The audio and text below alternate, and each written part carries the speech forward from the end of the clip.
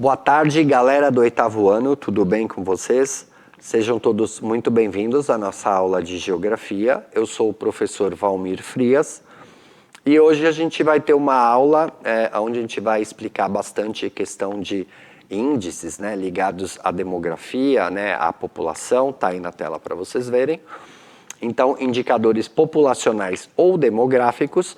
Então, sempre que a gente está falando de população, a gente está falando de índice demográfico, ou seja, algo relacionado à demografia, ou seja, são palavras meio complicadas para determinadas pessoas, mas sempre que estiver falando de demografia, demográfico, a gente está falando de população, tá?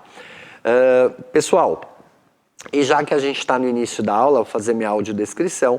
Eu sou um homem de 52 anos, 1,89 m de altura, cabelos aí quase inexistentes, né? A minha barba grisalha aí crescendo.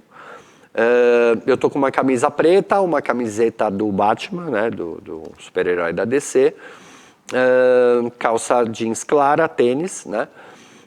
E já que eu tô fazendo minha audiodescrição, agradecer sempre aí bastante, né, o pessoal de Libras, que sempre muito nos auxilia aí, né, nas aulas, deixando as aulas mais abrangentes, com certeza muito mais acessíveis a todos.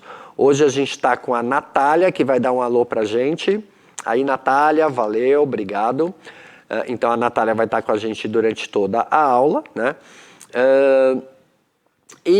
Já que eu estou falando, né, começando a aula e tal, falar também, fazer o nosso respaldo aí pedagógico, né, principalmente aos professores, né, que estão assistindo a nossa aula junto com seus alunos ou assistindo depois no repositório, para ter aí o nosso embasamento, né, pedagógico. Então tá aí na tela para vocês.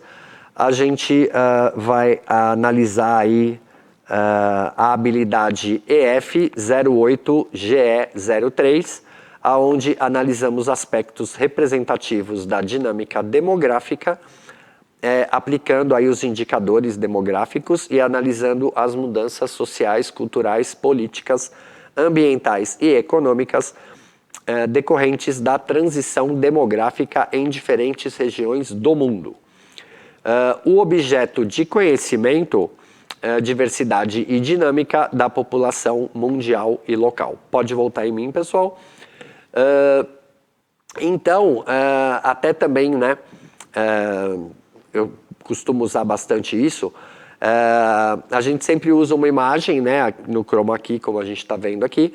Essa imagem, ela sempre remete a alguma imagem que tem na apresentação que a gente está usando. Eu vou sumir da tela aqui para vocês verem melhor a imagem. Tá aí. Isso daí é um mapa, né, um planisfério, um mapa mundi, né, onde está mostrando, na verdade, a taxa de fecundidade, né, da população nas determinadas regiões. E aí do lado ali a gente tem a legenda, né, onde quanto mais cor fria, né, ou seja, azul, verde e tal, menor é essa taxa de fecundidade, e quanto mais vai aumentando essa taxa de fecundidade, a gente vai tendo aí cores mais quentes, né, como por exemplo aí o amarelo, laranja, vermelho, né, roxo, lilás e tal. Pessoal, eu vou voltar na tela agora. Aí, valeu pessoal, produção ótima, né, como sempre.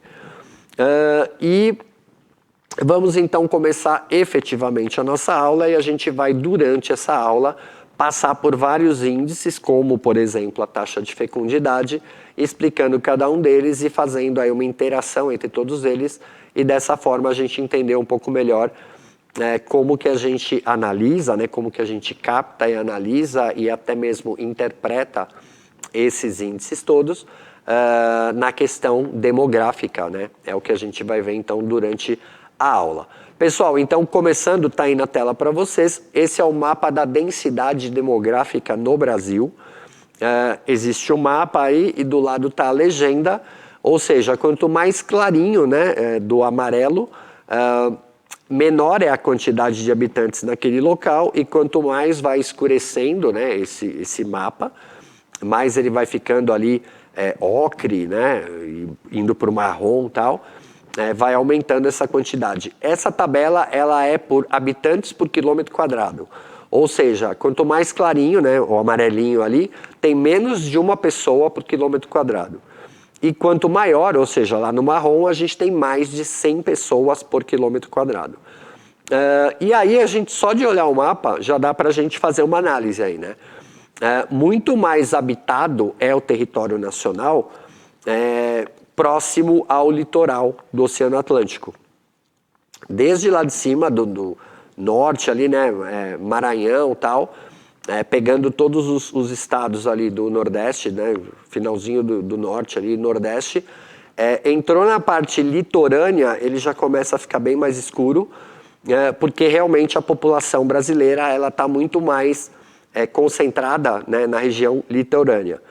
Além disso, todas as capitais também, até mesmo as capitais mais para o interior, né, centro-oeste, norte, lá em cima, elas também são pontos mais escuros no mapa, porque todas elas têm aí mais de 100 habitantes por quilômetro quadrado.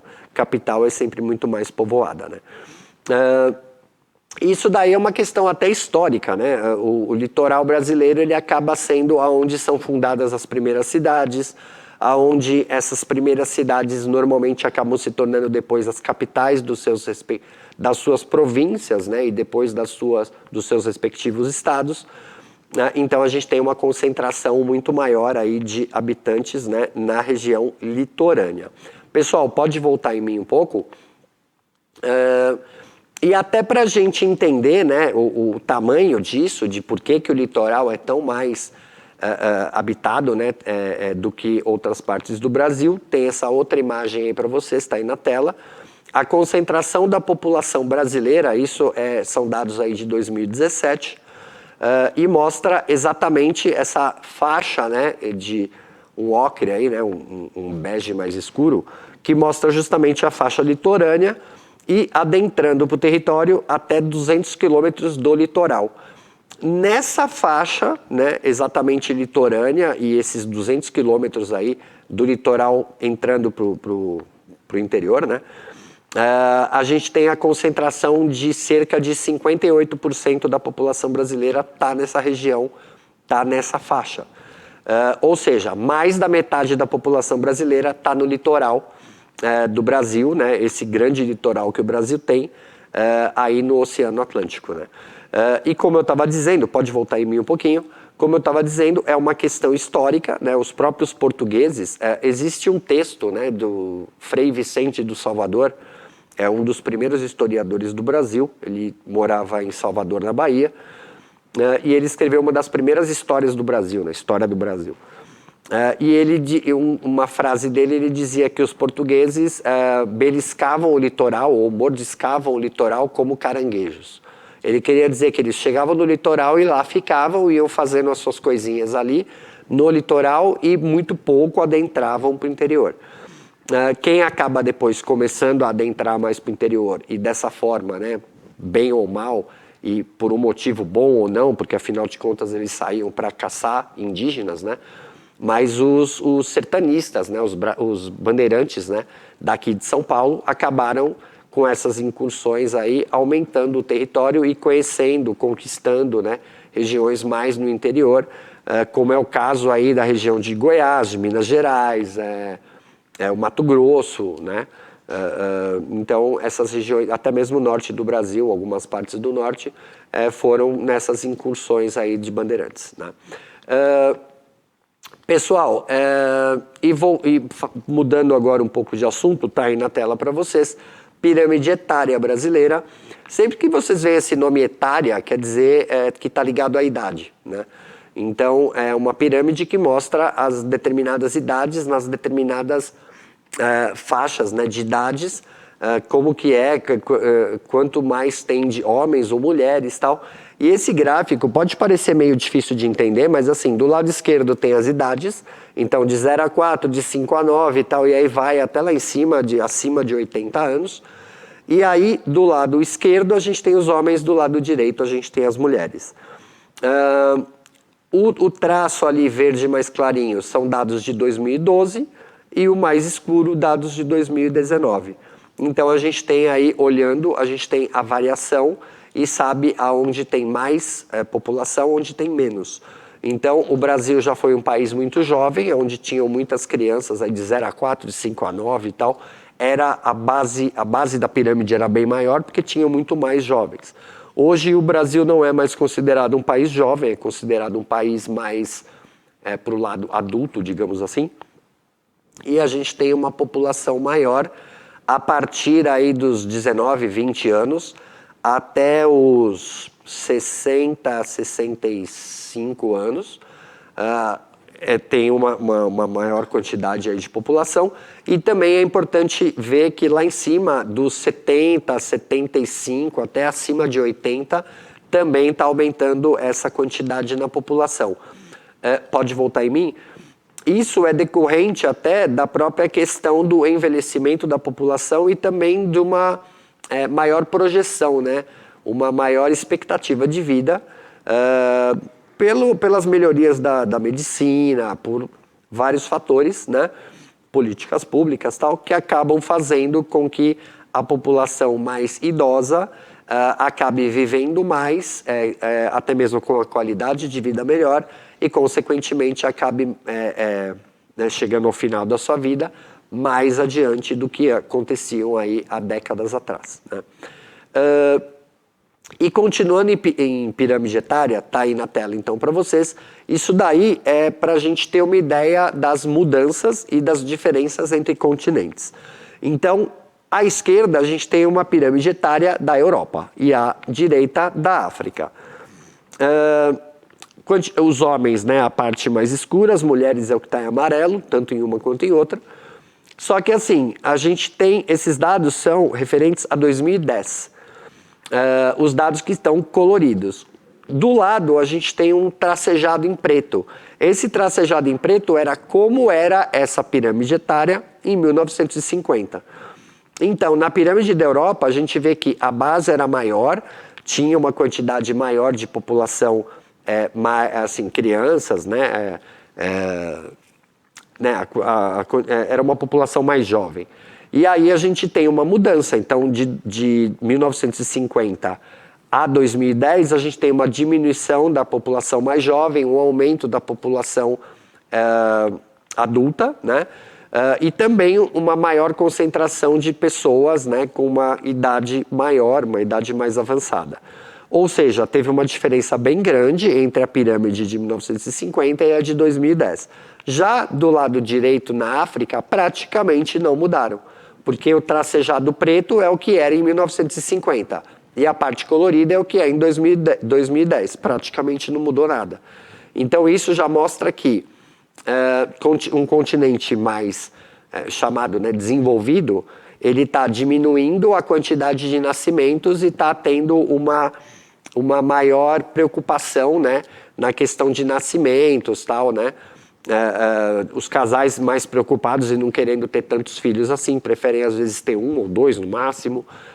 E já na África, pela pirâmide que a gente estava vendo agora há pouco, isso, obrigado, isso não mudou. A população, a quantidade de crianças, bebês tal, continua sendo grande, continua fazendo a base da pirâmide ser bem maior, e isso vai diminuindo até chegar na parte mais alta e com certeza lá em cima, acima de 70, 80 anos, a quantidade da população é bem menor do que na Europa, por exemplo. Então, isso daí é um exemplo bem simples de como essa pirâmide etária dá para a gente analisar e entender vários fatos, né, em cima desses dados. Pessoal, pode voltar na tela, por favor. Crescimento vegetativo, isso daí mostra o crescimento da população, né? Ali tem a legenda, tal, mas esse crescimento vegetativo tem a ver com a questão de como a população está efetivamente crescendo, e aí excluindo aí a quantidade de mortes, a gente tem o que a gente chama de crescimento vegetativo. Pessoal, pode voltar em mim um pouquinho. Desculpa, pode voltar na tela. Taxa de natalidade, aí também a legenda ali explica melhor, mas quanto mais clarinho o país está, menor é o aumento, a quantidade de crianças nascendo, e quanto mais escuro ali pro ocre, ali, o laranja, marrom e tal, a quantidade é maior. E essa taxa de natalidade é de 2016, mas pouca coisa mudou, né? E de novo a gente vê aí, né? continentes como Europa, Ásia, até mesmo América, está mantendo uma taxa de natalidade não tão alta ou mais baixa. E quando a gente chega na África, de novo explode a quantidade de nascimentos, né? A taxa de natalidade aí na África acaba sendo sempre maior. Pessoal, essa imagem que a gente estava usando aqui, que eu mostrei agora há pouco, então a gente vê, por exemplo, o Brasil está ali ó, entre 0 e 1. Ou seja, os casais aqui no Brasil estão optando para não ter filhos ou ter no máximo um. Sendo que lá na década de 60 era 3, 4, né? Então isso está diminuindo. Em outras localidades do mundo também. E de novo a gente vê ali a África cercada por continentes e países onde está sempre entre 0 e 1, 1 e 2, 2 e 3 no máximo. E quando chega na África o negócio começa a subir a partir aí de 3 a 4 filhos, 5 a 6, 6 a 7, 7 a 8, né? Então a gente tem países aí com uma taxa de fecundidade, né, e uma quantidade de nascimentos muito maior. Pessoal, continuei na tela, né, para vocês, a taxa de fecundidade no Brasil, como eu disse para vocês agora há pouco, eu errei até, né? Eu falei que na década de 1960 era em torno de 4. Na verdade, na década de 60 era mais de 6, né? A taxa de fecundidade, ou seja, a quantidade de nascimentos. Na de 70 já baixa para 5,8. Na de 80, 4,4. Na de 90, ali, o ano de 91, a gente tinha quase 3 por família, né? No ano de 2000 já está menos de 2,5. E aí, quando a gente chega em 2009, 2010, a gente tem 1,94, 1,86, ou seja, a quantidade de nascimentos, né, de filhos que os casais, né, que as famílias têm hoje em dia, está entre 1 e 2, como a gente viu no mapa anterior. E aí, pessoal, mortalidade infantil, né? A gente tem aí, de novo, né, a África com um número maior. E os países, a América também tem um problema, mas já está melhor do que foi há tempos atrás. E quando a gente vai para a parte de cima, basicamente ali o hemisfério norte, né? Ou seja, América do Norte, Europa e a própria Ásia, ali, Rússia, tal, China, a gente tem uma mortalidade infantil bem menor, né? E pessoal, pode voltar em mim um pouco? A gente não está aqui, obviamente, querendo falar mal da África, né, ou do continente em si. A gente só está mostrando os dados e mostrando que, infelizmente, é algo que já acontece há tempos, que assim, os países ou os continentes desenvolvidos ou em desenvolvimento, eles acabam sempre visando, pensando, né, em diminuir essa quantidade de nascimentos, a quantidade da própria população, até para que todos tenham uma vida cada vez melhor. E os países, os continentes em desenvolvimento, tal, como é o caso da África ou mesmo da América em menor parte, acaba às vezes tendo uma quantidade maior. E isso, na verdade, não é um erro, eles não estão errados ou certos, né? É a forma como eles acabam pensando e agindo nas suas vidas aí, né? Pessoal, tá aí na tela taxa de mortalidade, mortalidade no geral, né? A gente tem uma taxa grande na Rússia, em alguns países da África, e a gente vai tendo uma diminuição quando a gente vai pegando ali a parte sul da Ásia ou a própria Europa, a América do Norte, bem como também a América Central e a América do Sul. Isso são dados aí de 2016, né? E isso daí é a transição demográfica, né? Ou seja, o Brasil ele estava na fase 1 e hoje a gente pode considerar aí que ele está na fase 4, ou seja, nessa questão que eu falei de 1 a 2 nascimentos aí, né, nas famílias. Pessoal, pode voltar em mim. A gente tem também até uma atividade, tá? O professor querendo baixar isso daí no repositório do Centro de Mídias, a gente aconselha, né? Uma dica que a gente dá, não é uma imposição. Espero que vocês tenham gostado da aula, que ela tenha sido uma aula entendível, né? A todos aí. Deem suas dicas, digam aí o que acharam, né, da aula. E até a nossa próxima aula, tá, pessoal? Valeu, tchau, tchau e até lá.